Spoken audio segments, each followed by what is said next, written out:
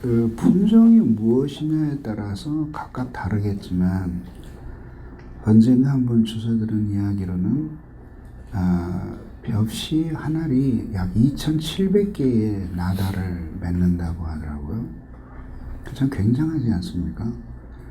수리적인 계산만으로는 정말 쌀농사만큼 확실한 게 없죠. 뭘 한들 2,700배가 나오겠습니까? 모두가 다 잘 사는 게 아니니까 문제이긴 하지만 말입니다. 추수감사절이 다가와요.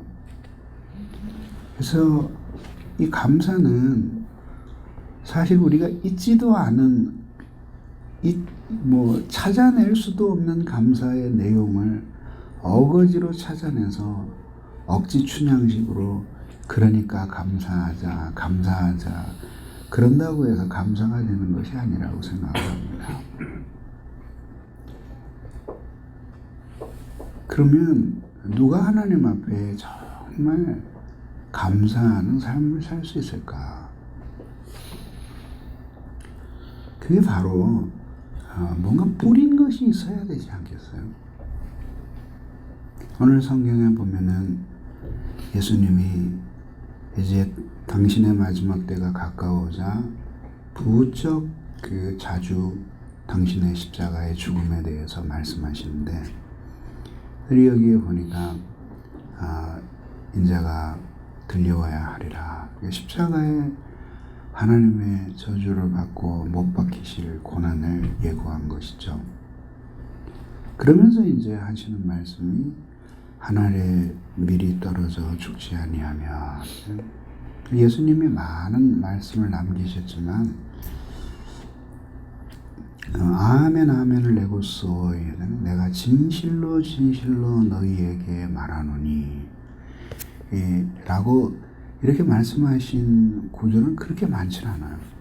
그래서 그것이 뭔가 당신 자신과 복음에 대한 결정적인 선언을 암시한다고 말해도 전혀 지나친 말이 아닙니다. 그래서 예수님이 말씀하시는 것이 뭐냐면 내가 진실로 너희에게 이르노니 하늘의 밀이 땅에 떨어 죽지 아니하면 하늘 그대로 있거니와 죽으면 많은 열매를 맺느니라. 그럼 그 당시 사람들이야 이게 무슨 뜻인지 몰랐겠지만 우리의 입장에서 보면 아주 너무나 분명한 거죠. 하늘의 밀은 당신 자신이고, 그렇죠? 많은 열매는 구원받은 우리들이고, 그거죠. 그러나 이것은 또 우리가 적용을 해보면 예수님이 하늘의 밀알이 되신 것 같은 방식으로 우리가 하늘의 밀알이 되는 것은 불가능하지만 그렇지만 같은 정신과 원리가 우리의 삶 속에 있을 때 열매를 거두는 것이다. 그렇게 생각을 합니다. 그렇게 적용될 수 있다고 보는 거죠. 그러면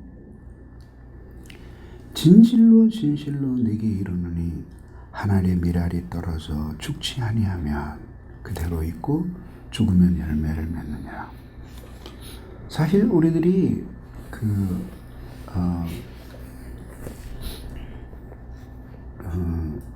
죽음이라는 것이 사실은 타락하고 나서 이제 이 세상에 들어오는 거지만 인간의 죽음과 모든 식물과 자연 세계에 있는 죽음을 같은 차원에서 보면 안 돼요. 나는 그렇게 생각을 하죠. 만약에 하나님 인간이 타락하지 않았다면 인간은 죽음이 없었겠지만 그러나 이 모든 자연의 세계 속에 하늘의 밀이 땅에 떨어져 죽으면 열매를 맺는 것, 그런 방식으로 모든 이 세상의 식물들이나 이런 것들이 생명을 유지하고 번성해 나갔을 것이라고 하는 것은 우리가 의심할 필요가 없을 것 같아요. 왜냐하면 그것은 하나님이 이 세상의 저주와는 상관없이 씨를 맺고 열매를 맺고 하는 하나님의 어떤 자연의 원리로서 이 세상에 두신 것이기 때문이다. 이렇게 생각이 되어지는 거죠. 그렇게 놓고 보면은 사실 그 하늘의 밀알뿐만 아니라 쌀 그리고 심지어는 감자 모든 것들이 동일한 원리에 의해서 번식을 하는 거예요. 그게 뭐냐 하면은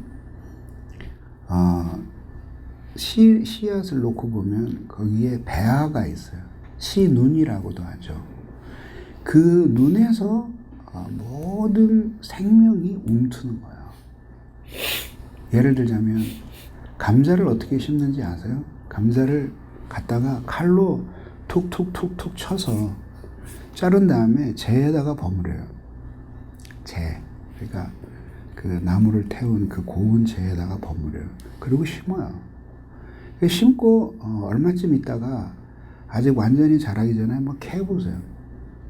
그러면 신기한 거를 발견해요. 막 자르면 감자를 이렇게 돌려보면 씨눈이 여기저기 박혀 있어요. 씨눈이 없는 조각을 심으면 감자가 안 나요. 감자에서 싹이 나는 게 아니라 씨눈에서 싹이 나는 거예요. 그럼 툭툭툭툭 자르면 갖다 집어넣으면 며칠 지나고 나면 썩어요. 썩으면서 감자의 몸이 즙을 내면서 썩으면서 그것이 양분이 되어서 씨눈 하나를 위해서 온전히 헌신해요. 사실 정확하게 말하면 한 알의 밀이 땅에 떨어져 죽는 게 아니에요. 모두 죽는 게 아니라 그 속에 포함된 씨눈 하나를 살리기 위해서 그 모든 씨가 썩어서 유기물질을 내면서 자기는 죽는 거예요. 그거를 빨아들여서 양분을 삼으면서 살아나는 거예요. 그게 바로 생명이 움트는 원리예요. 그렇게 움틀 때에 그렇게 2700배의 많은 결실들을 맺게 되잖아요. 그럼 우리들이 그런 생각을 하게 되는 거죠. 왜냐하면 정말 자신의 인생에서 그 하나님이 주시는 수학의 즐거움을 누릴 수 있는 사람들은 누군가. 너무나 많은 사람들이 인생 대박이라고 생각하는 많은 부분이 정작 그 일을 당한 사람에게는 대박이 아니라 대박이라는 말 속에는 크게 박이 터졌다는 말도 있지만 행운이라는 뜻이잖아요. 행운이 아니에요. 처절하게 노력하고 몸부림치면서 살아온 것에 대한 열매예요. 물론 그것은 하나님이 복을 주셔서 혹은 행운 때문에 적은 수고를 했는데 많은 열매를 거둘 수는 있죠. 그래서 그것이 꿈꾸는 것 같이 즐거울 수는 있죠. 그러나 그것은 반드시 자신이 그 씨를 뿌리기 위해서 한 알의 밀이 움트기 위해서 헌신하고 희생하는 그 무엇이 있었기 때문에 그것이 가능한 것이다 라는 것을 기억을 해야 됩니다. 그래서 사람들은 추수하는 즐거움만을 누리려고 하지 씨를 뿌리는 고통을 생각을 안 해요. 많은 열매를 얻는 영광을 생각하지 정말 그 영광을 열매를 위해서 죽는 그것을 생각하지는 않아요.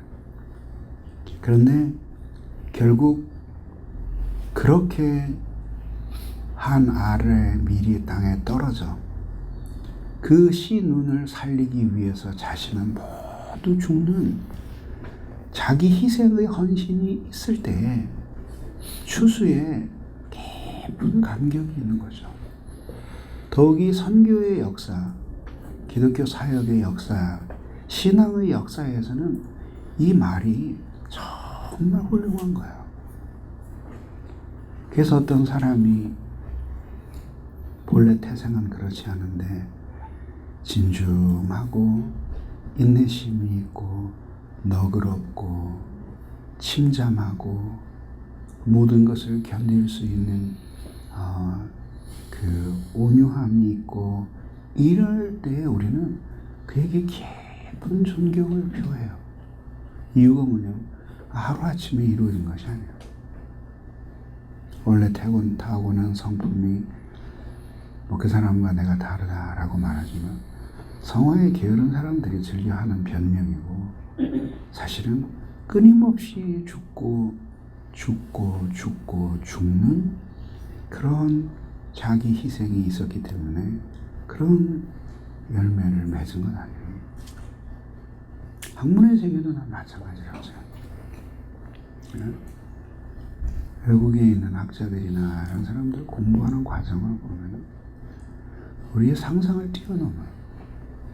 어렸을 때의 교육도 토대가 아주 잘 되었고 그런데다가 읽어내는 독서의 양 물론 변명하자면 자기네 모국어니까 우리는 뭐 영어를 아무리 잘한다고 해도 영원한 외국어니까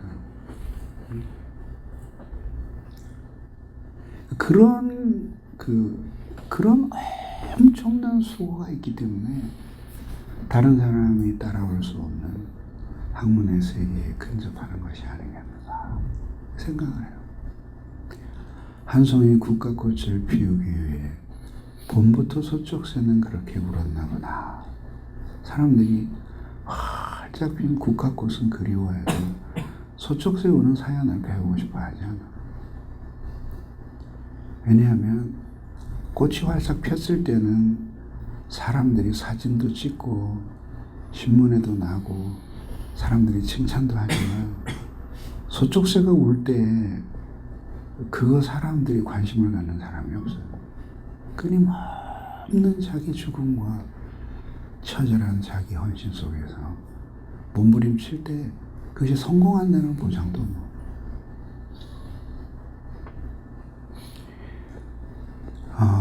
사람은 모르죠. 하지만 하나님은 우리의 한계가 어디인지 그리고 우리가 자연적으로 어떤 이점을 가지고 태어났는지 불리한 점을 가지고 태어났는지 상처 속에서 인생을 살아왔는지 혹은 그렇지 않은지 하나님은 아시죠. 하나님이 우리에게는 당신 자신을 다 보여주시지 않으셨지만 우리 것들 중에서 하나님 앞에 알려지지 않은 것이 무엇이 있겠어요? 그렇기 때문에 하나님은 각자를 당신 앞에서 어떻게 사셨는가 하는 것을 판단하실 때 사람의 관점하고는 일치하지 않을 것이라고 생각해요. 확실한 사실 하나가 있어요. 그게 뭐냐면 눈물을 흘리고 씨를 뿌려도 추수의 기쁨이 없을 수 있어요. 그러나 그렇지 않은 사람들에게는 기쁨이 있을 수가 없는 거예요. 예수님이 하나의 미랄로 죽으셨어요. 당신 자신은 하나의 미랄이라고 보시고 구원받을 우리는 당신이 죽여서 살려야 할 신운으로 보신 거예요. 그러면 이제 그렇게 구원을 받은 우리는 이렇게 말해야 돼요. 이제는 우리 차례입니다. 주님이 신운이시고 이제 우리는 하나의 밀입니다. 지난번에는 주님이 죽으셔서 우리를 구하셨지만 이제는 우리가 죽어 그리스도가 그리스도이신 당신의 뜻이 이루어질 때입니다. 그런 고백 속에서 사는 거예요. 신앙이에요. 일제시대에 그 큰 핍박을 받으면서 한국교회 성도들이 신앙을 지킬 수 있었던 두 개의 기둥이 있었어요. 하나가 종말신앙이고 십자가신앙. 종말신앙은 뭐냐면 주님이 곧 오신다. 그리고 주님이 직접 다스리시는 세상을 건설하실 것이다. 두 번째 뭐냐면 지난번에는 주님이 우리를 위해 죽으셨으니 이제는 우리가 주님을 위해 죽을 차례다. 그 두 신앙으로 불같은 시험을 극복하면서 말하자면 일제시대의 고난을 통과할 수 있었던 거예요. 그래서 이제는 사람들이 고난 없는 복음을 원해요. 그렇지만 성경이 어딜 가겠어요? 오늘 추수 감사절을 앞두고 마음에 한번 깊이 새겨서 만약에 우리의 삶에 어떤 열매가 있다면 그것은 우리가 잘 죽었기 때문이 아니라 죽은 모든 것이 열매를 맺는 건 아니잖아요. 하나님의 축복이었기 때문에. 그래서 주님께 감사해야 할 것이고, 그리고 다시 한번 우리 자신을 돌아보면서 다음 추수를 위해서 우리는 지금 무엇을 뿌리고 있는가? 다음 배아의 생명의 움틈을 위해서 지금 나는 어느 부분을 하나님 앞에 죽임으로 바치고 있는가? 이렇게 생각해야 합니다. 그러면 오늘의 눈물이 언젠가는 그 하나님의 커다란 그 감격, 기쁨, 은혜 이런 것으로 열매 맺게 되리라 이렇게 생각을 합니다. 기도하겠습니다.